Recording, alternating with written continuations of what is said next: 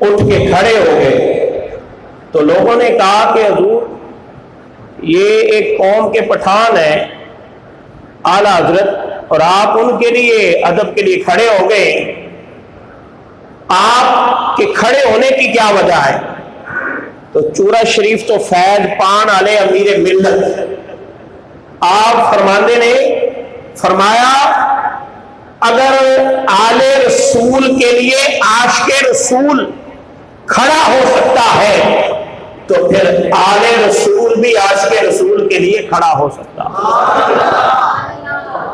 سمجھ نہیں آئی گل؟ فرمایا عاشق رسول اپنی قبر میں ہاتھ باندھ کے آل رسول کے لیے کھڑا ہو، تو کیا اگر عاشق رسول آل رسول کے لیے کھڑا ہو جائے تو آل رسول کو بھی عاشق رسول کے لیے کھڑا ہونا چاہیے۔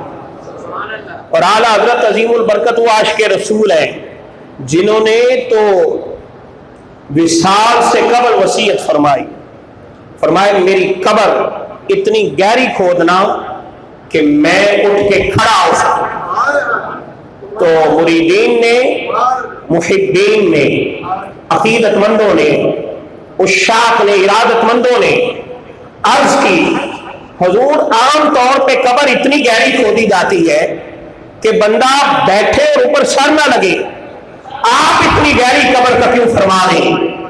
فرمایا اصل بات یہ ہے ساری زندگی احادیث پڑھتے پڑھاتے رہے ہیں کہ ہر مومن کی قبر میں سرکار آتے ہیں، ہر مومن کی قبر میں حضور آتے ہیں، آقا تشریف لاتے ہیں۔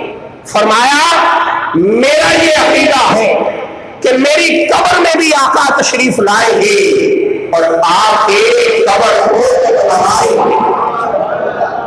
فرمایا جب آقا آئیں، حضور تشریف لائیں تو میں ایسے لیٹا نہ رہوں بلکہ بعد کھڑے ہوں گے پڑھو مصطفیٰ جان رحمت پہ نام ہو سلام۔ فرماتے ہیں قبر میں سرکار آئیں تو میں قدموں پہ گروں، گر فرشتے بھی اٹھائیں تو میں ان سے یوں کہوں اب تو اے فرشتوں پائے ناز سے کیوں اٹھوں، مر کے پہنچا ہوں یہاں اس دل میں۔ آقا کریم صلی اللہ علیہ وسلم کے دیوانوں، وہ شاہ وہ ساری زندگی آقا علیہ السلام کے عشق اور محبت کا درس دیتے رہے، اور فرماتے ہیں اندھیری رات سنی تھی چراغ لے کے چلی، لہر میں عشق رکے شاہ کا نام لے کے چلے۔ آقا کریم صلی اللہ علیہ وسلم کے دیوانوں، یہ عشق مصطفیٰ، یہ ایسا